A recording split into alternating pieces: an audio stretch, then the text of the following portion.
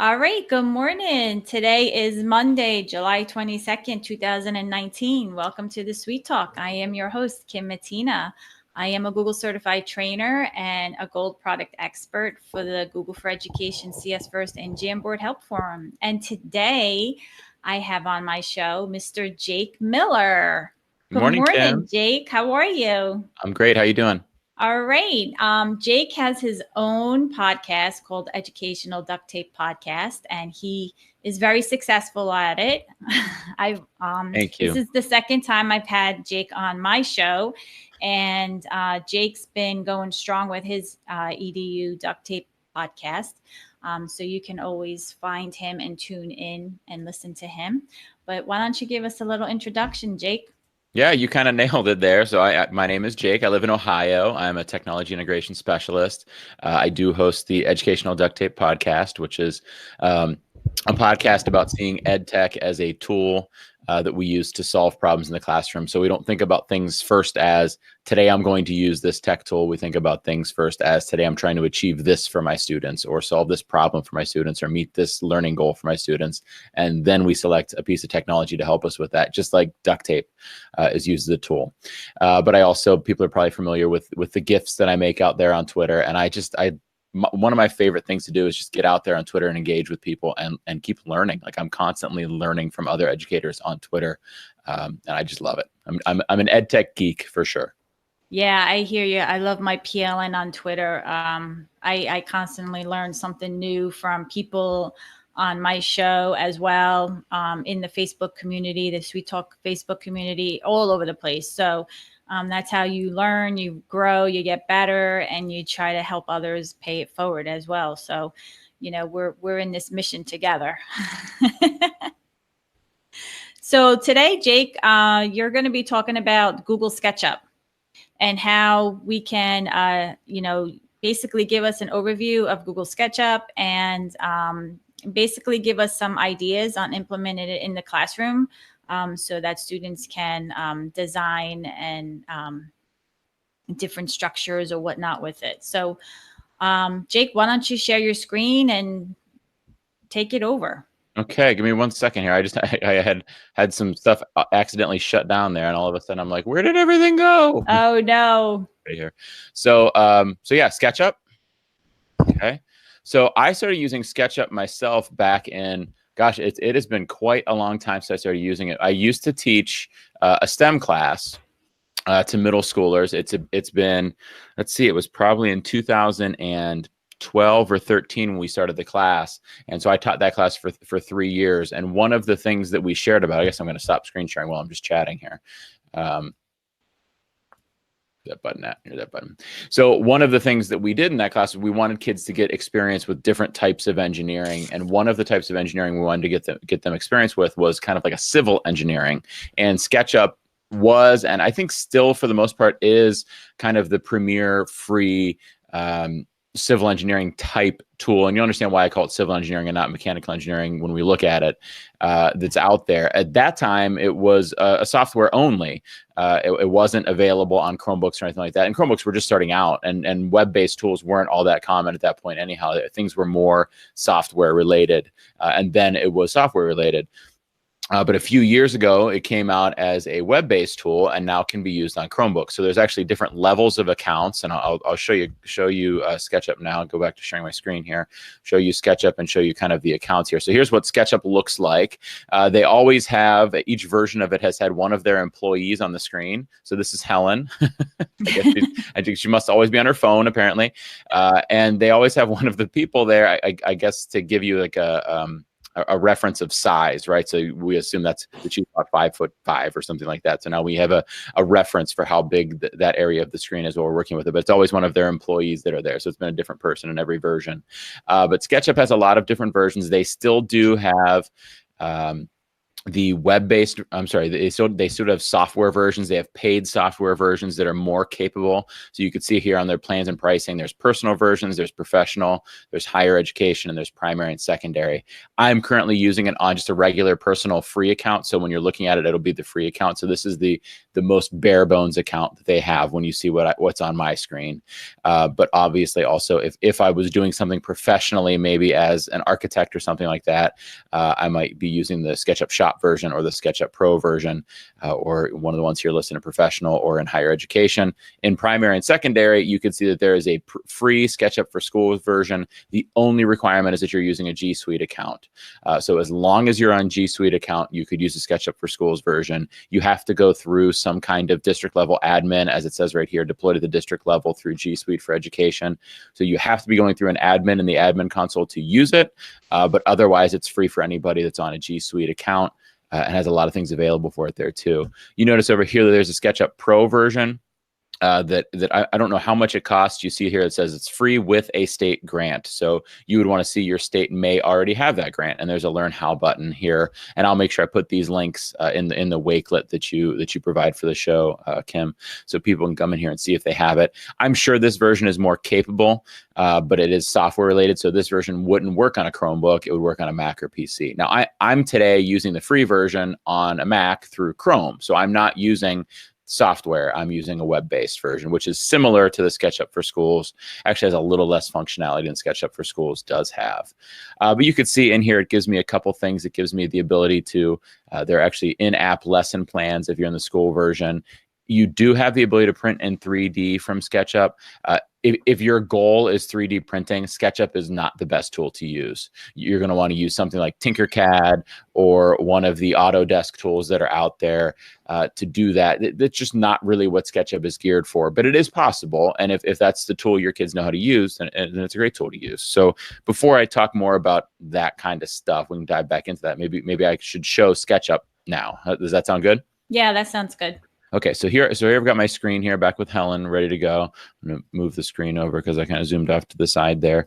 So I'm just gonna build a house for Helen to live in here. And you'll see how quickly and easily I could do it. Now, with a student working on it, or with somebody actually, doing architecture or doing, some kind of design on here, this would be a more precise, drawn out experience, but you could see just how quickly and easily I can make something. So I need a rectangular base for a house.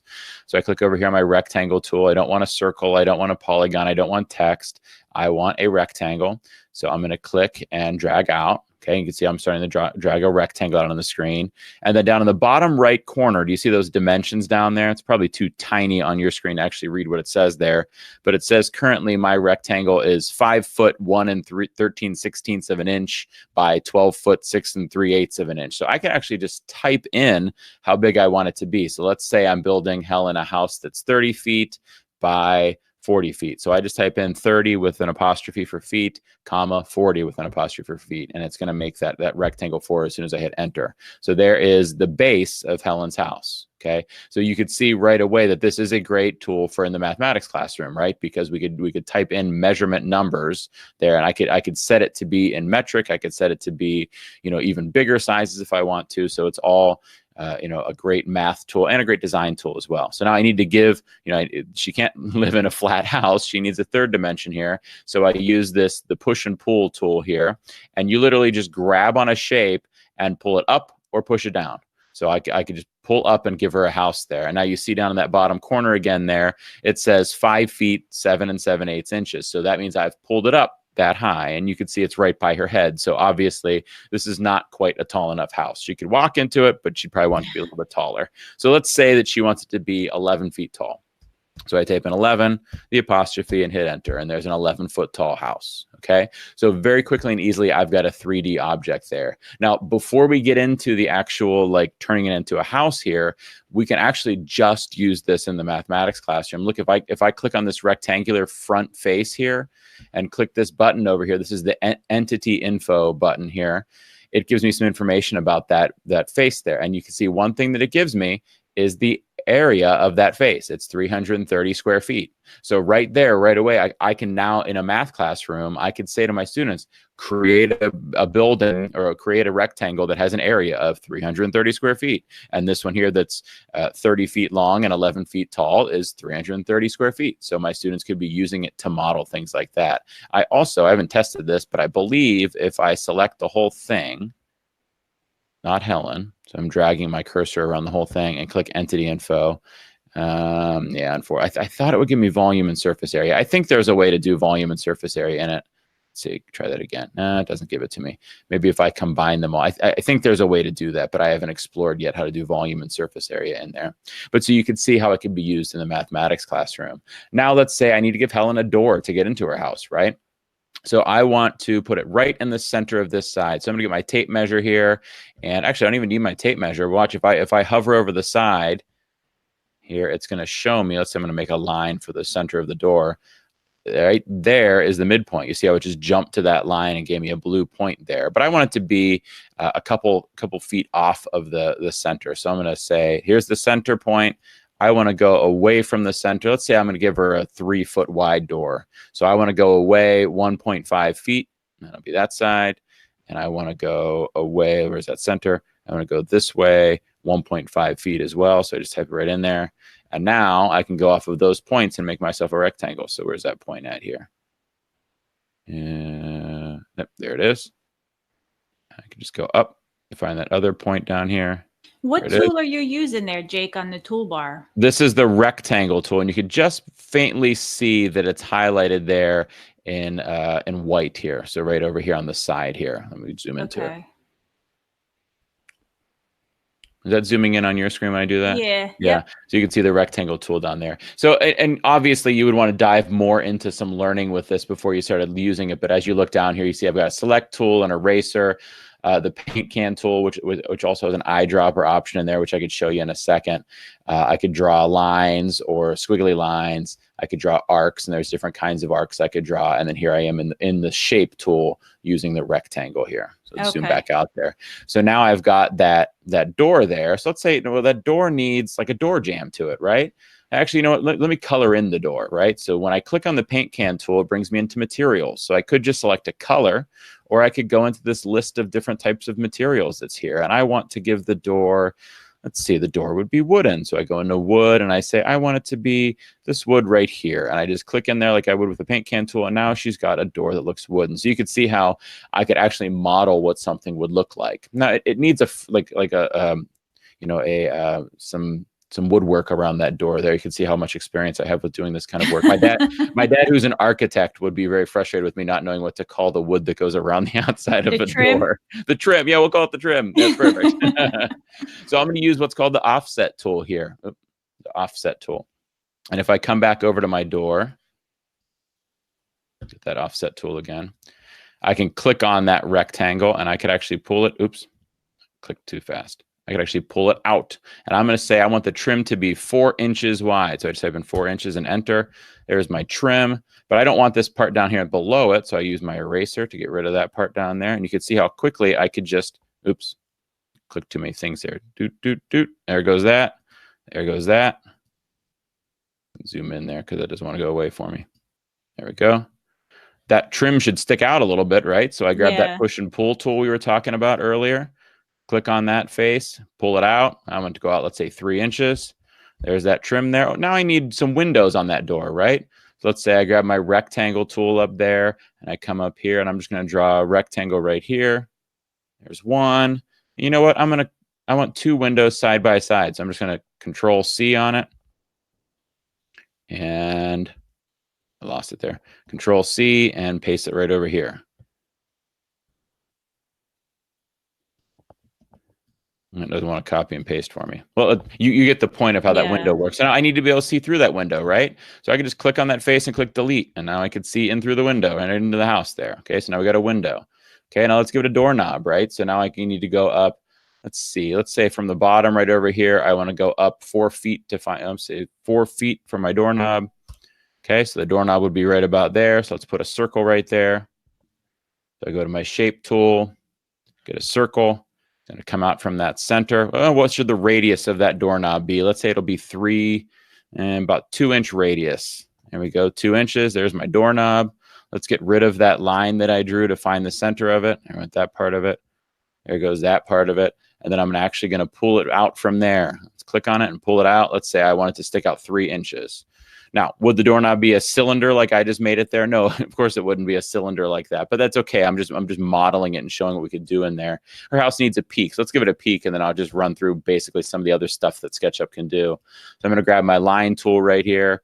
I'm going to go from the center point here. So there's the midpoint. Draw straight across. You see this green line it gives me here? It's telling me I'm going parallel to the other sides, which is exactly what I wanted to do. So it also does some, uses some mathematical language and things like that there for me too. And there is that line for my peak. And now I click on it. And these are obviously things that students would need to spend some time learning about. Click on my move tool, and then I could pull it straight up, follow that blue line. And let's say I want it to be 4 feet up in the air. Okay. Oh, wow. Yeah, and there I've got a peak to my house. I can now add a chimney. I could do all kinds of things like that to it. And you could see just how many different things I could do in there and how quickly. So 10, 15 minutes, however long that was, I created this little house for Helen to go into, and now she could walk around in, okay? And so a lot of different things that I could do in here, and I could go and I can make small things that they don't have to be architecture or houses or things like that. I used to have my students, when I taught that STEM class, make mini golf courses in here. So they would model and design their own mini golf course, but there were parameters like a real engineer or architect would have. It had to fit within a 40-foot by 50-foot space or something like that. It had to have these kinds of building code and things like that, things for students to think about. So there's a lot of things that we could put in to really make it a project-based situation there. And when you did that with your students, what grade level was that? That was 8th. We used it with 7th and 8th graders. I think it could go lower than that, but not a whole lot lower than that. I'd say it's probably, I'm just going to estimate like 5th grade and up, maybe 6th grade and up. I think those ages like 5th and 6th would be pretty challenging for them at that age, but it would be above there. And I'm actually glad you brought that up because this is not one of those tools that any student of any age group could use in any class. Like the previous time that I was on your show a year or so ago, we talked about stop motion slides, and I do stop motion slides with my 7 or 8 now. Her birthday was a couple weeks ago. 8 and 10-year-old kids, and I also do it with the middle schoolers I work with, and I like doing it on my own. So stop motion slides you could do with any age group. SketchUp, however, is really only going to work really well in certain classrooms with certain age groups, and that's okay. I think like this is what educational duct tape is about to me, right? You become familiar with the tool. So now everybody watching goes like, okay, now I know what SketchUp is. And then you put it into the back of your mind. And then when the time comes that you have a lesson that it relates to or a goal that it relates to, you can go like, now I could use SketchUp. And for some teachers, that'll never happen. You'll never go like, oh, I'm going to use SketchUp for this use, this class, this goal, this unit, whatever it might be. But for other educators, you might go, oh, we're learning about Roman architecture, or we're learning about volume and surface area, or we're learning about similar figures or proportional shapes and things like that. Now I could use it. So you just store it in the back of your head until the appropriate time for it comes up. That's educational duct tape. And so not every age group, not every classroom should use SketchUp. Although I think a lot of teachers that might teach, language arts or something, I might say, I'm never going to use this in my class, but I am going to use it to redesign my bedroom or whatever. Yeah. You could use it on your own for those types of things too. So it is a useful tool for that. Yeah, because I kind of feel that SketchUp is more for middle school and up. Yeah, I would say so. Yep. Yeah. And then so for younger students, I'm thinking maybe Tinkercad might be a little bit more user friendly, only because the interface is a little bit more appealing to youngsters. But the Google SketchUp does have a tutorial. When you sign up for a new account, you can go through the tutorial, and it gives you an explanation of your toolbars and your different measurements and information on the screen. Because I did sign up for an account, and I went through the tutorial. And as I was going through the tutorial, I took screenshots. Yep. And I want to create some type of reference for teachers at my school with this, because I think that this has a lot of potential.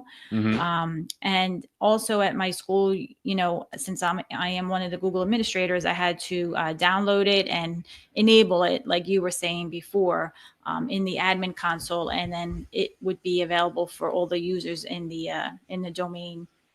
Right. or within a specific organizational unit.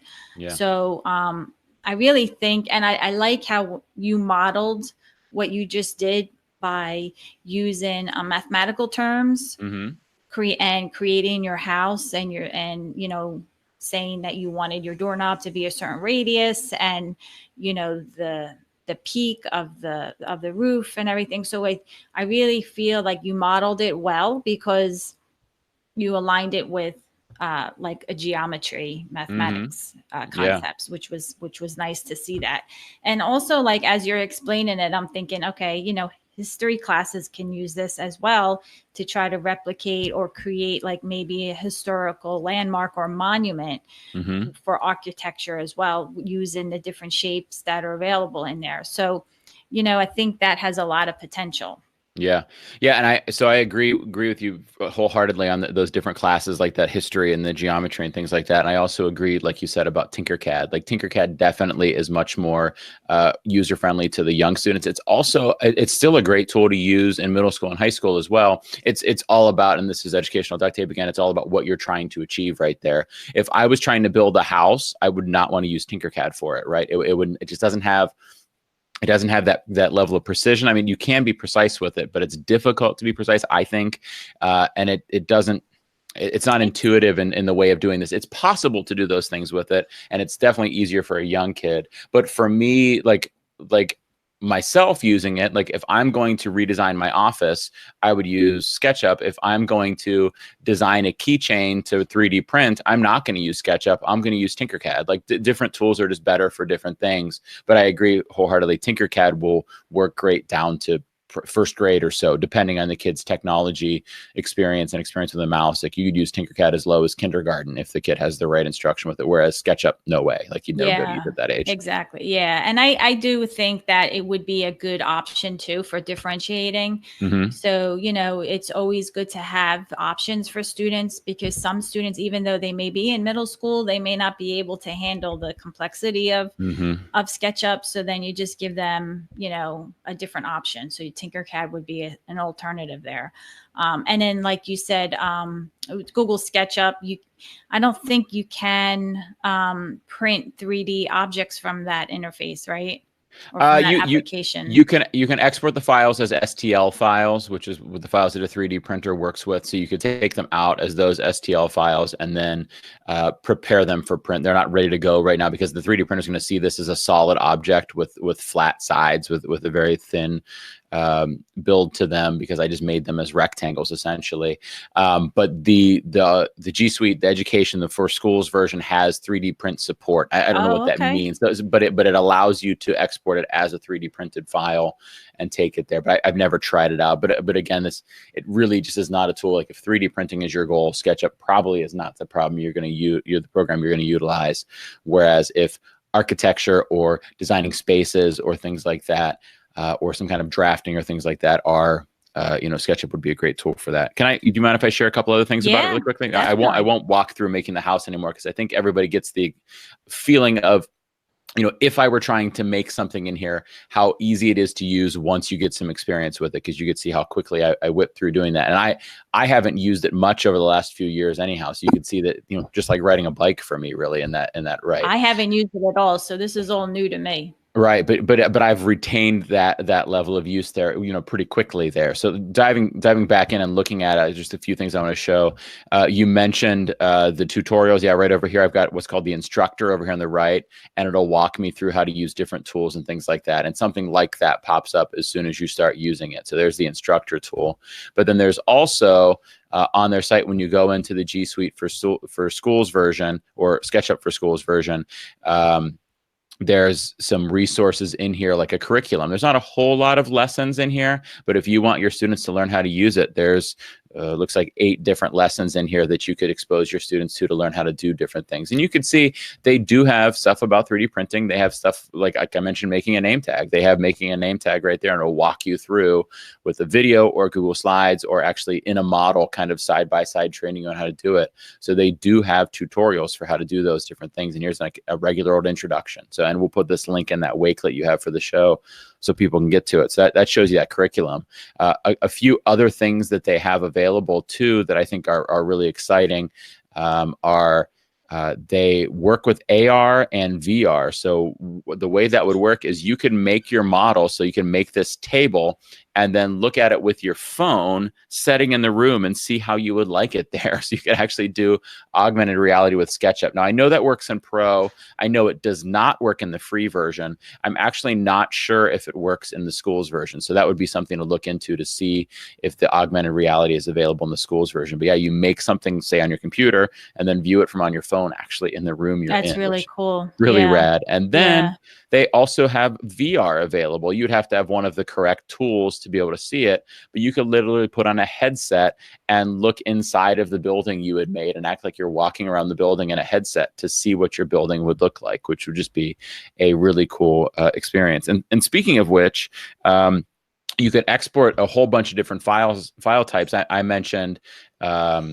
I mentioned STL earlier, but you could also export, KMZ files and things like that, which work with Google Earth and stuff like that. So you could put these files into a whole lot of different situations and use them in a lot of different ways, if they're useful in relation to what you're trying to achieve in the classroom. So when you say you can, import them into a Google Earth, the KMZ file, what does that exactly mean? Well, the way it used to be actually back in the history of SketchUp. So SketchUp was made, I think around 2000 or something by a company named Trimble. And at some point in time, they were bought out by Google because Google saw it as a way to start modeling buildings in Google Earth. So this is back in like 2006 or something like that. And people were actually making real buildings that really existed in SketchUp and then putting them into Google Earth so you could actually see those 3D buildings. Well, now that's kind of just inherent in Google Earth. They don't need that anymore. And I think that's why Google no longer owns SketchUp. It was a temporary ownership there. Because now they don't need that. But I believe since you could export into KMZ files, here it is right here, that you could then put that into Google Earth and look at how that would look like, add that as a layer, like so model your school or something, add it as a layer into Google Earth. I've never tried it, but it is something that I believe that with somebody who has experience with it, you could learn how to do. So this page I'm on here is the Getting Started with SketchUp for Schools page. So I'll also put that into the Wakelet for the show. But you can get in here and see the difference between the free version that I was using, the schools version that's available, and the desktop version if you have that K-12 grant available. And then it actually just walks you through how to set it up as an administrator, what things you need, getting used to the interface. So they really walk you through the whole process in here of how to do it. And that's that's kind of SketchUp in a nutshell. One other tool I want to kind of give a shout out to, we were mentioning that maybe you would use Tinkercad if you're trying to build something like a keychain, for example, or if you're working with younger students. Well, if you're working with older students and your focus really is on mechanical engineering, not this kind of civil engineering architecture that I was showing, maybe instead of SketchUp, you might actually want to consider the tool Onshape, which I've got on screen here.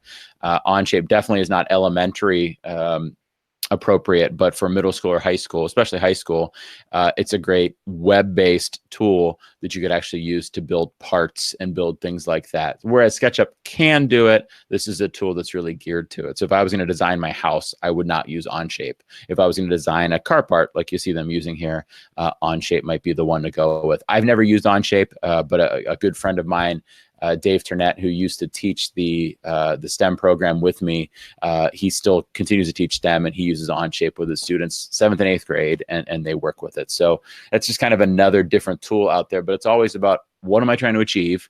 And then you pick the tool that does it, right? You get so now anybody watching and viewing kind of has a general idea of what Tinkercad does, has a general idea of what SketchUp does, and has a general idea of what Onshape does.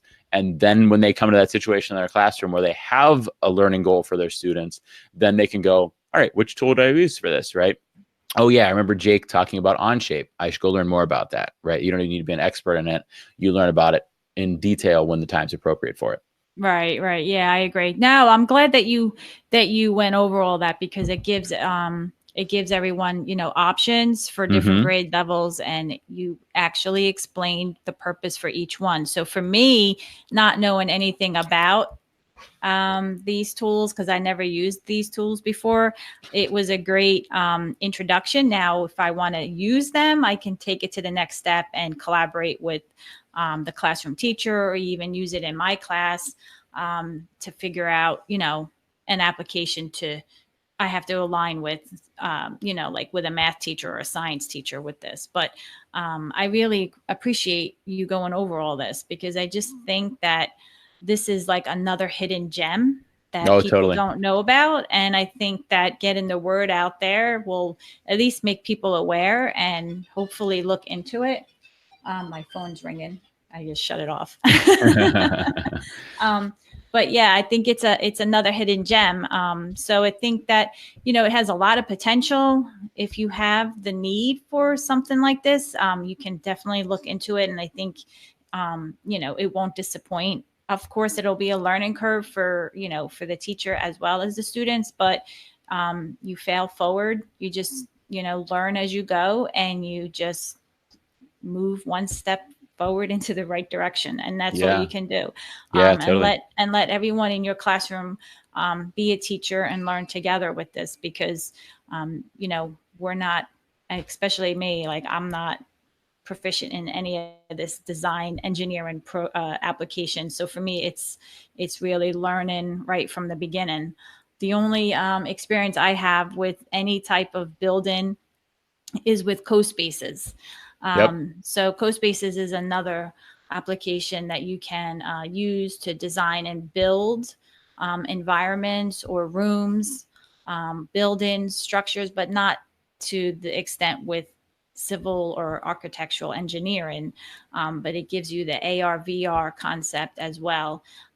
So that's the only experience I have. I don't have any AutoCAD experience or Autodesk experience. So for me, this was very helpful, because as you're explaining it, I'm thinking about all the different ways that I can possibly use it with, you know, the other teachers in the school. So, you know, it's good to keep your options open and have an open mind. And like you said, when you find the need, then you know you have a tool that you can use, and then just move forward with it Yeah. and see how it works. Yeah, I The totally agree. worst case that can happen is that you have to do it again or revise something. It's, you know, you model in different concepts to your students, and that would be one that you would explore, model as much as you can. And if something doesn't work, or if you don't know something, the students are seeing you go through that process as well. So it's not a failing opportunity, it's a fail forward opportunity. No, totally. I totally agree. Yeah. So anything else you'd like to add there, Jake? You know, actually, while you were talking about the learning together with the students, I thought, like, what a good time to share, you know, some student work. So I want to show really quickly. These are some old screenshots from back when I taught it with middle schoolers. So these were some projects that I still have saved on my computer. So what the kids would do is they would screenshot different views of their mini golf course they made and put them in a slideshow to show us all what their putt-putt course looked like, or mini golf course. So you can see this was made by an 8th grader. This was a good one, but I wouldn't even say it was one of the real true exemplars. There were some really impressive ones. This is just one that I grabbed really quickly. And so you could see what the 8th graders were able to do in here. Here's another one of So what they went through and made. They took a screenshot of their design, and then you had them give a brief description of it. Is that Yeah. And so in this project, they had to make a 3-hole mini golf course. So they would go through and they would have to show us what the whole course looked like, what the supply building looked like, what the different holes of the course looked like. So this was these kids giving us a walkthrough of their project. You also could do it with screencasting would be a great way to do it. You know, and if you're using the G Suite, the for schools version, it actually saves into your drive. So the students actually could be submitting the actual real files into Google Classroom. I've never tried it, but I don't see why that wouldn't work. So, but this is what I had them do, was put them into slides like this. And you could see, you know, what these kids were able to do, you know, in just a couple weeks time. And it was always like, when we were doing this in class, it was like that state of flow, right? The kids would just be in it, designing their places in there. I kind of wish I would give them more choice in what they made. Like maybe you can make a shopping center or a mini golf course or a new house for yourself or whatever you want, giving them some freedom in there. But you could just see what they were able to do at that age level. How long did it take for the students to complete that project? I think the whole unit we did on it was between 2 and 3 weeks. I'm not sure how long exactly. And they went through a tutorial of just learning how to use it that took them maybe 3 days or something. And then the next 2 weeks or so time was just making their course. So 2 weeks of like 50-minute long periods of Every going through day? and mapping it out. Yeah, every day. And Every they were able day. to do that much work on it. Yep. And some kids Okay. were faster, some kids were slower, but it was one of those things where they just got into it and went with it. They really enjoyed creating in there. And did you find that they were engaged and immersed into the lesson or into the activity? Oh, kids who afterwards do something like that, right? They were into anything of their. Oh, we got a bad connection. Let's see. Can you hear me, Jake? I think we lost Jake. Let's see. Where are you, Jake?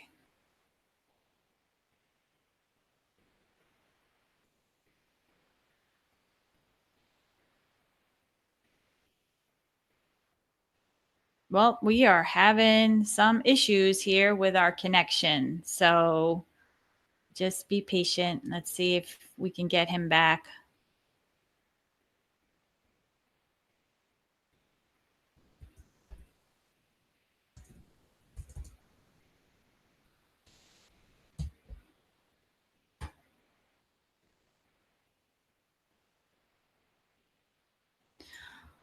All right. Well, to recap, I did ask Jake how long it took to complete that mini golf course assignment. And he basically said he gave the students a chance to go through and learn the application at first, which took about 3 days. And like I mentioned, there is a tutorial available when you sign up for an account. And then after the students completed the tutorial and became familiar with it, he said it took about maybe 3 weeks to complete the assignment every day for about 50 minutes. And my question was to him, were the students immersed? Were they engaged in the assignment or the activity? And I think he was saying that they were, but the connection we got lost there. So we're going to try to get him back. Let's see here if I can just get him back and then he can recap. If not, then we will just close out the show. Let's just see if we can get him back. But yeah, I really think that Google SketchUp can be very helpful and can be used in math class, language arts, maybe if they're aligning a concept with maybe a novel that they're reading. Even in history class, if you wanted the students to recreate some type of architecture in history or historical, monument. Even in art class as well, students can design and create something within Google SketchUp or to align with something that maybe they're going to create via clay or wood or something along that line. So, and definitely in STEM class, as Jake mentioned as well. So SketchUp has a lot of potential, a lot of opportunities, and I would recommend checking it out and at least keeping it in your back pocket for future reference. Well, we are going. Oh, I think we got Jake back. Hey, Jake. All right. One of my personal hotspot. This is life with technology, right? Just all of a sudden, I'm hearing you saying, "I think we lost Jake," and I'm like, "Kim, I'm here." It's okay. I was kind of recapping what you were saying and about the length of the assignment and how long it took for the students to finish it and what you did to get them acquainted with it, and basically going over a few ideas on how we can use SketchUp in the math, language arts, history, and art classroom.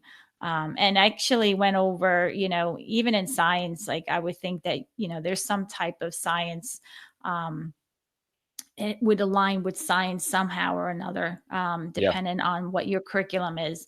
So really, I think that what you need to do is basically look at what you're trying to accomplish in your class. It doesn't matter what subject area, and then see how this tool can align with your learning goal, and then create a model for it first, create an example so that students can see what the end result will look like. Mm-hmm. And then I bet you once you show them that, they'll be hooked, Right. and they will make something better than what you did. Oh yeah. Yep. And then they'll end up becoming teachers of their own little groups if you have it set up that way in your classroom. Yeah, definitely. So we're going to wrap up the show today. What I'm going to do is share my screen really quick here. Hopefully I don't lose connection. All right. So can you see my screen? I sure can.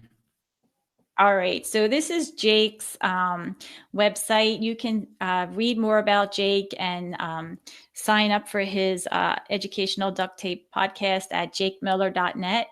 And check him out there. He's got a lot of great, information. Jake creates a lot of EDU GIFs, and he's got a lot of great resources that I would highly recommend. You can also visit my website at thesweettalk.com. That's the SUITE talk.com. And you can find the latest episode on the homepage. You can also inquire to be a guest on my show by filling out the guest form, and I will get back to you as soon as I can. You can also join the Facebook community, and you can check out the schedule of who's going to be on the show. And when, if you would like to be on, you can also, check the schedule out to see when the availability is for that. And you can also please subscribe to my YouTube channel.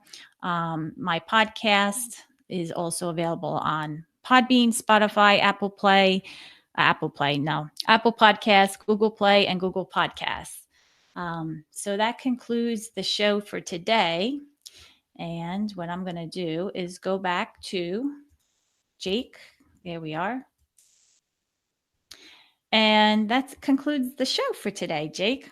Yeah, thanks so much for having me on. It's always a blast. I love watching your show and listening to your show as a podcast can, because I can really deep dive in one specific tool, every episode. And I really love that about it. So thanks for having me on. It's an honor to be a part of it. Oh no, I was honored to have you on as well. This was your second appearance, and I appreciate you being on. I know we're in summer mode, but we're always trying to learn and help others as well. So just stay in the mission and keep paying it forward, my friend. Yep, same to you. Thanks, Jake. I'll talk to you soon. Have a great day. You too. Bye. Bye.